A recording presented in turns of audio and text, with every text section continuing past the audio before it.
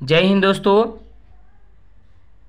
आज हम लोग बिहार बोर्ड क्लास 9th के सामाजिक विज्ञान का भूगोल चैप्टर यानी अध्याय 7 भारत के पड़ोसी देश में आज बांग्लादेश के वीवीआई ऑब्जेक्टिव क्वेश्चन के बारे में जानेंगे। वस्तुनिष्ठ प्रश्न के बारे में जानेंगे जो कहीं ना कहीं सीधे पेपर में छपेगा। ठीक है, याद रखेंगे। बिहार बोर्ड और अन्य बोर्ड के लिए भी और देखा जाए तो हर कंपटीशन की दृष्टि से कतई जहर क्वेश्चन साबित होगा। कहीं ना कहीं हर कंपटीशन में बांग्लादेश से प्रश्न छपती है या छपने को मिलती है, याद रखेंगे।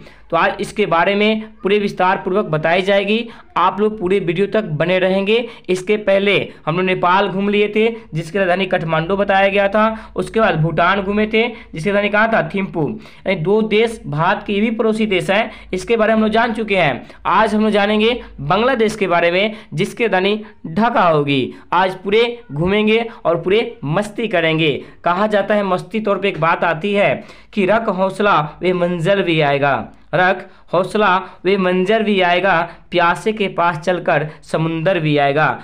यूं थक कर ना बैठ ए मंजिल के मुसाफिर, मंजिल भी मिलेगी और मिलने का मजा भी आएगा। इसलिए हौसला के तौर पे हम कोई भी काम करेंगे तो आज ना तो कल पूरा तो होना तय है, याद रखेंगे। मेहनत एक ऐसा चीज़ है ना, हौसला एक ऐसा चीज़ है कि आप पूरी दुनिया को पराजित कर सकते हैं। कभी कभी मेहनत के दम पे पानी आपके पास चल के भी कभी कभी चली आती है। इतना मेहनत हम लोग करना प्रारंभ करेंगे तो शायद ऐसा संभव हो सकता है, याद रखेंगे। क्योंकि हालात चाहे जैसा भी हो, धड़कनों में नासा जीत की होनी चाहिए। ठीक है, मंजिल ने हौसले से कहा तेरे बस की बात नहीं, मंजिल ने हौसले से कहा तेरे बस की बात नहीं। हौसले ने मंजिल की आंखों में आंखों डालकर कहा चल झुट्टी तेरी इतनी औकात नहीं। ठीक है, आएंगे पॉइंट पे। इसके पहले भूटान और नेपाल का प्रश्न की चर्चा अगले वीडियो में कर दी गई है, आप लोग जाकर देख सकते हैं। आज हम जानेंगे बांग्लादेश के बारे में, जानेंगे ये बांग्लादेश है क्या। देखिए, सबसे पहले बांग्लादेश भारत का एक पड़ोसी देश है। इस देश का जन्म होने का कारण बताई जाती है बंगाल विभाजन 1905 लॉर्ड कार्जन के शासनकाल में। बंगाल विभाजन हुआ तो बंगाल को दो हिस्सा में बांटा गया था, एक पश्चिम बंगाल एक पूर्वी बंगाल। पश्चिम बंगाल जो बना वो एक भारत का राज्य बन गया जिसकी राजधानी कोलकाता है, और जो पूर्वी बंगाल बना तो पूर्वी पाकिस्तान के रूप में सामने आया। वही पूर्वी पाकिस्तान पूर्ण रूप से बांग्लादेश बन गया। इस तौर पे इस देश की आज़ादी देखा जाए तो 16 से 17 दिसंबर 1971 को दी जाती है। तब से बांग्लादेश एक स्वतंत्र देश बनता है। इस पर से जो शासन ब्रिटेन का था वो ब्रिटेन का शासन पूर्ण रूप से संपन्न होता है, यानी समाप्त हो जाता है। ठीक है, याद रखेंगे। और बात आती है तो पूर्ण रूप से पाकिस्तान ये भी बात करता है बांग्लादेश को लेकर कि आप 1972 में एक राष्ट्र बना ही लीजिए, लेकिन सीधी सी बात है कि 1971 में स्वतंत्र हो चुका था। ठीक है, याद रखेंगे। ये बांग्लादेश में सबसे अधिक मुसलमान की जनसंख्या होगी, बंगालियों की जनसंख्या सबसे ज़्यादातर होगी, याद रखेंगे। यह होता है आपका बांग्लादेश। ये बांग्लादेश की जगह एरिया देखा जाए तो इसका एरिया लगभग 1,48,393 वर्ग किलोमीटर बताई जा रही है। ठीक है, और बांग्लादेश को पूरे दुनिया में बाढ़ों का देश कहा जाता है, यानी सबसे ज़्यादा बाढ़ आता है तो वहीं पे आता है। इस तरह बांग्लादेश को पूरी दुनिया का बाढ़ों का देश कहा जाता है, ये भी बात याद रखेंगे। आएंगे प्रश्न पे।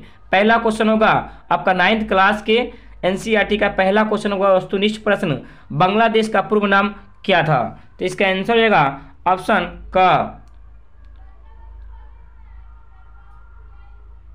पूर्वी पाकिस्तान। क्या था, पूर्वी पाकिस्तान बांग्लादेश का पहला नाम था, ये बात याद रखेंगे बंगाल विभाजन के समय। क्वेश्चन नंबर 2 है, भारत के साथ बांग्लादेश के स्थलीय सीमा कितनी लंबी है। तो इसका आंसर हो जाएगा ऑप्शन ख, 4096 किलोमीटर इसकी लंबाई बताई जा रही है। कहाँ से, भारत और बांग्लादेश के स्थल सीमा की लंबाई बताई जा रही है। यानी भारत से बांग्लादेश की जो स्थल सीमा है उसकी लंबाई कितनी है, 4096 वर्ग किलोमीटर, ये बात याद रखेंगे, यानी किलोमीटर। क्वेश्चन नंबर 3 है, बांग्लादेश कब स्वतंत्र हुआ। तो इसका आंसर हो जाएगा ऑप्शन सी, यानी ग हो जाएगा ऑप्शन ग, 17 दिसंबर 1971 को बांग्लादेश पूर्ण रूप से क्या होता, स्वतंत्र हुआ था, याद रखेंगे। और कहीं कहीं पे 16 दिसंबर दी जाती है, वो भी सही है, वो गलत नहीं है। क्वेश्चन नंबर 4 जानेंगे, बांग्लादेश एशिया महाद्वीप के किस भाग में है? तो इसका आंसर हो जाएगा ऑप्शन घ, पूर्वी भाग में। किस भाग में है? बांग्लादेश एशिया महाद्वीप के पूर्वी भाग में है। कहीं ना कहीं एशिया एक महाद्वीप है, जिस महाद्वीप में बांग्लादेश भी आता है और भारत भी आता है, याद रखेंगे। क्वेश्चन नंबर, दुनिया का सबसे बड़ा महाद्वीप भी है एशिया महाद्वीप। क्वेश्चन नंबर 5 जानेंगे, किताब का क्वेश्चन ये लास्ट होगा एनसीईआरटी पैटर्न को लेकर, बिहार बोर्ड को लेकर। 5 नंबर क्वेश्चन है, ब्रह्मपुत्र नदी को बांग्लादेश में किस नाम से जाना जाता है? तो इसका आंसर हो जाएगा, ऑप्शन छूट गई, इस बात से मुझे दुख है। इसका आंसर हो जाएगा जमुना। जमुना को बांग्लादेश में ब्रह्मपुत्र नदी को देखा जाए तो ब्रह्मपुत्र नदी को बांग्लादेश में जमुना के नाम से जाना जाता है, याद रखेंगे, ठीक है। किस नदी को? तो ब्रह्मपुत्र नदी को किस नाम से? जमुना के नाम से जाना जाता है, याद रखेंगे। और गंगा और ब्रह्मपुत्र को मिला दिया जाए तो उसकी जो धाराएं होती है उसको हम लोग पद्मा भी कहते हैं, ये भी बात याद रखेंगे। क्वेश्चन नंबर 5 का ऑप्शन छूट गई है, इस बात से मुझे खेद है। आएंगे क्वेश्चन नंबर 1 पे फिर। अब जानेंगे इस क्वेश्चन नंबर 1 है, इस पार्ट का कुछ महत्वपूर्ण प्रश्न है जो इस पार्ट के बीच में से ली गई है, ये कहीं ना कहीं हर एग्जाम के लिए कतई जहर साबित होगा। जानेंगे क्वेश्चन नंबर 1 इसमें, बांग्लादेश का कितना प्रतिशत जनसंख्या कृषि पर निर्भर है?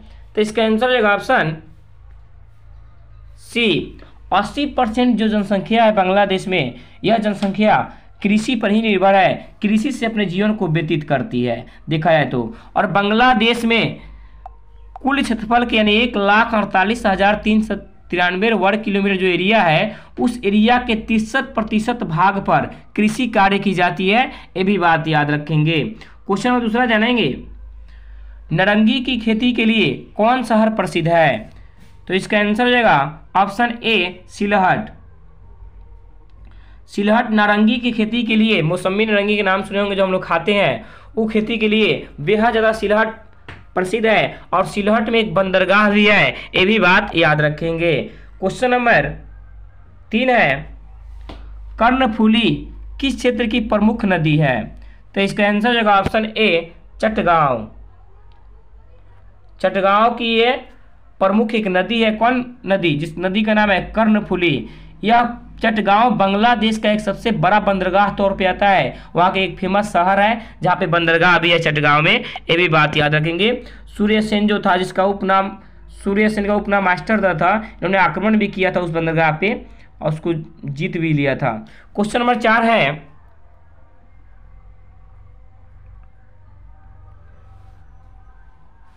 मेम नन सिंह किस फसल का उत्पादन में अग्रणी है, यानी पहला स्थान है? तो इसका आंसर हो जाएगा ऑप्शन बी, जूट के लिए। किस लिए? जूट के लिए। और जूट की बात की जाए ना साहब, तो जूट पूरी दुनिया के 50% जूट का उत्पादन ओनली अकेले बांग्लादेश करता है, जिसकी राजधानी ढाका है और मुद्रा टाका है। 50%। अब पूरी दुनिया में सबसे अधिक देखा जाए जूट के उत्पादन को लेकर कौन करता है? तो अपना देश भारत करता है, ये बात याद रखेंगे। जूट क्या होता है?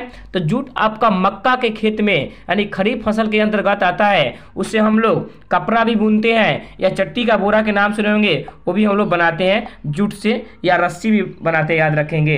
क्वेश्चन नंबर 5 है, चावल की कितनी फसल बांग्लादेश में उगाई जाती है? तो 3। कौन कौन? 3। और देखिए जो 3 होती है ना, 3 में कौन कौन आती है? तो 3 में एक आता है अमन, दूसरा आता है ओस और तीसरा आता है बोरो। ये जो आती है ना साहब, ये तीनों अपने आप के लिए बहुत ही फेमस है। उसमें देखा जाए तो ओनली 67% बांग्लादेश में अमन जो चावल का किस्म है उसको उगाया जाता है। इस तौर पे अमन जो चावल का किस्म है, भारत में सबसे अधिक चावल उत्पादन करने वाला राज्य है तो वह है पश्चिम बंगाल। वह पश्चिम बंगाल अमन, चावल के अमन किस्म को सबसे ज़्यादा उत्पादन करता है। इस प्रकार पूरे देश में, भारत में देखा जाए तो पहला स्थान पश्चिम बंगाल का है चावल उत्पादन में, अमन किस्म को लेकर। ये बात याद रखेंगे। 3 किस्म है, अमन, ओस और बोरो, ये बात याद रखेंगे। अब क्वेश्चन की जा सकती है कि बांग्लादेश में कुल कृषि के कितने प्रतिशत भाग में ओस चावल की खेती की जाती है? 25%। अब बोरो कहेगा तो 3.5%, ये बात याद रखेंगे। क्वेश्चन नंबर 6 जानेंगे, बांग्लादेश में सर्वाधिक वर्षा कहाँ होती है? तो इसका आंसर हो जाएगा ऑप्शन बी, लालाखेल में। कहाँ होती है? लालाखेल बांग्लादेश में एक जगह का नाम है जो वहाँ के लिए बेहद प्रसिद्ध है, और लालाखेल में सबसे अधिक वहाँ पे बारिश होती है, यानी वर्षा होती है, याद रखेंगे। और पूरी दुनिया में सबसे अधिक बारिश कहाँ होती है? तो भारत में होती है, मानसीराम मेघालय में, जो पहले चेरापूंजी में होता था, अब कहाँ पे होता है? मानसीराम में, बात याद रखेंगे। ठीक है, सबसे अधिक होता है। और सबसे कम कहेगा तो लेह कह देंगे, लेह में सबसे कम वर्षा होती है। ठीक है, ये बात याद रखेंगे। और बिहार में कहेगा तो किशनगंज हो जाएगा, सबसे अधिक वर्षा होती है, ये भी बात याद रखेंगे। क्वेश्चन नंबर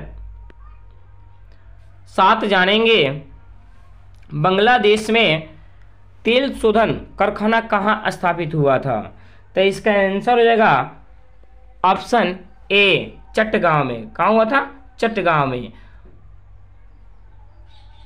ऑप्शन ए हो जाएगा। अब कहेंगे सर बांग्लादेश में जो तेल शोधन कर रही होता क्या है? तो जो तेल हम लोग पृथ्वी के अंदर से निकालते हैं ना साहब, पृथ्वी को खुदाई करने पर जिस पदार्थ की प्राप्ति होती है उसे तो खनिज कहते ही हैं। तो खनिज तौर पे कोयला हो गया, पेट्रोल हो गया। तो ऐसा थोड़ी ना है कि जमीन के नीचे से निकाल कर अचानक प्रयोग में लाते हैं, ऐसा नहीं है। जमीन को अंदर से निकालते हैं और उसको मशीन से पूरा साफ की जाती है, पूरे साफ सुथरा करके हम लोग अपने जीवन में यूज करते हैं। इस प्रकार से कौन काम करता है? तो तेल शोधक कारखाना करता है, ये बात याद रखेंगे। अब भारत की बात आती है तो भारत में सबसे पहले देखा जाए तो असम के नाम सुनेंगे, डिगबोई में सबसे पहले 1901 में तेल शोधन कारखाना की स्थापना की जाती है। और दूसरा देखा जाए तो महाराष्ट्र की राजधानी मुंबई में की जाती है। क्वेश्चन नंबर 8 जानेंगे, प्राकृतिक गैस का उत्पादन बांग्लादेश में कहाँ होता है? तो इसका आंसर हो जाएगा ऑप्शन बी, तित्सा में होता है। कहाँ पे होता है? तित्सा में। जो तित्सा है ना वहाँ के बांग्लादेश का, तितास है, तित्सा नहीं है, तितास है। वो बांग्लादेश में नेचुरल गैस के लिए, सीएनजी गैस के लिए बेहद ज़्यादा प्रसिद्ध है, याद रखेंगे। और प्राकृतिक गैस जो होता है ना साहब, एक प्रकार का अनवीकरणीय संसाधन होता है जिसको समाप्य संसाधन भी कहा जाता है, जो पृथ्वी के अंदर से इसको निकाली जाती है, ये बात याद रखेंगे। या पेट्रोल जो होता है उससे भी बनाई जाती है प्राकृतिक गैस से, ये भी बताई जाती है। एलपीजी होता है, सीएनजी लिक्विड पेट्रोलियम गैस होता है, कंप्रेस्ड नेचुरल एक गैस होता है, ये बात याद रखेंगे। अब तितास है वहाँ के लिए, प्राकृतिक गैस के लिए बेहद ज़्यादा क्या है? फेमस है। कहाँ के लिए? तो बांग्लादेश के लिए, ये भी बात याद रखेंगे। क्वेश्चन नंबर 9 जानेंगे, बांग्लादेश में जनसंख्या घनत्व कितना है? तो इसका आंसर हो जाएगा ऑप्शन ए, 880 है। कितना है? 880। यानी देखा जाए 1 किलोमीटर वर्ग एरिया के अंतर्गत में 880 लोग रह सकते हैं। बांग्लादेश की ऐसी जनसंख्या घनत्व है, ये बात याद रखेंगे। क्वेश्चन नंबर 10 जानेंगे, चंद्रघाना में कौन सा उद्योग विकसित है? तो इसका आंसर हो जाएगा ऑप्शन ए, कागज का। कौन है? कागज का। चंद्रघाना जो बांग्लादेश का एक जगह है, वहाँ पे कागज जो कंपनी है, वह कंपनी वहाँ के लिए बेहद ज़्यादा क्या है? प्रसिद्ध है। वहाँ से इस कागज के मुताबिक जो कॉपी कलम हम पढ़ाई करते हैं वो बनता ही है, और से पेपरे बनते हैं, ये भी बात याद रखेंगे। ठीक है, ये आज के लिए आपके लिए इतना ही मुद्दा होगा। आप लोग इस पॉइंट को समझेंगे अच्छे से, और अच्छे से इसको पढ़ेंगे और कॉपी पे नोट कर लेंगे, क्योंकि कहीं ना कहीं आपके जीवन को धन्य बनाने में यह सहयोग देगा और सहयोग करेगा, ये बात याद रखेंगे। आज के लिए इतना ही होगा। जय हिंद, जय भारत। प्लीज़ इस वीडियो को लाइक करेंगे, सब्सक्राइब करेंगे और कमेंट में बताएंगे कि वीडियो कैसा लगा। धन्यवाद।